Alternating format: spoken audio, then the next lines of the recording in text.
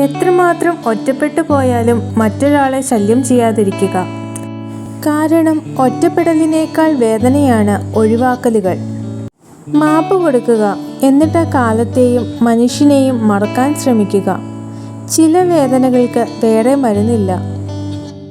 ഈ മനസ്സൊന്ന് പൊട്ടാറാകുമ്പോൾ, നമ്മൾ വെറുതെ ഇരിക്കുമ്പോൾ ഒന്നും മിണ്ടാൻ തോന്നുന്ന ഒരാൾ, ആ സങ്കടം ഒന്ന് ഇറക്കി വയ്ക്കാനൊരാൾ, ഒന്ന് വിങ്ങിപ്പൊട്ടി 2 വാക്ക് പറയുമ്പോൾ ഒരു പോസിറ്റീവ് എനർജി പകർന്നു തരുന്ന ഒരാൾ, അങ്ങനെ ഒരാളെ മനസ്സിൻ്റെ കിനാവിൽ എവിടെയെങ്കിലും എഴുതി വച്ചിട്ടുണ്ടെങ്കിൽ അയാളെ ഒരിക്കലും മായ്ച്ചു കളയരുത്.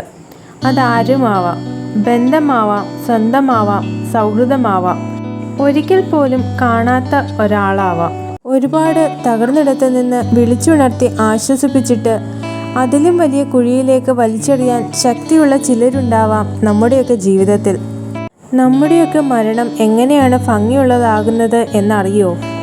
മരണ ദിവസം ആർത്തിരമ്പി പ്രിയപ്പെട്ടവർ കഴിയുമ്പോൾ മാത്രമല്ല, നമ്മളെ അറിയുന്ന ഓരോ മനുഷ്യനിലും ഒരു വിങ്ങലുണ്ടാകുമ്പോൾ, ചുറ്റുമുള്ളൊരു മനുഷ്യൻ്റെ മനസ്സിലും നമ്മളോട് ഒരു തരി വെറുപ്പ് പോലും ഇല്ലാതെ ഇരിക്കുമ്പോൾ, അതിലും മനോഹരമായിട്ട് എങ്ങനെയാണ് ഒരു മനുഷ്യന് മരിക്കാനാവുക?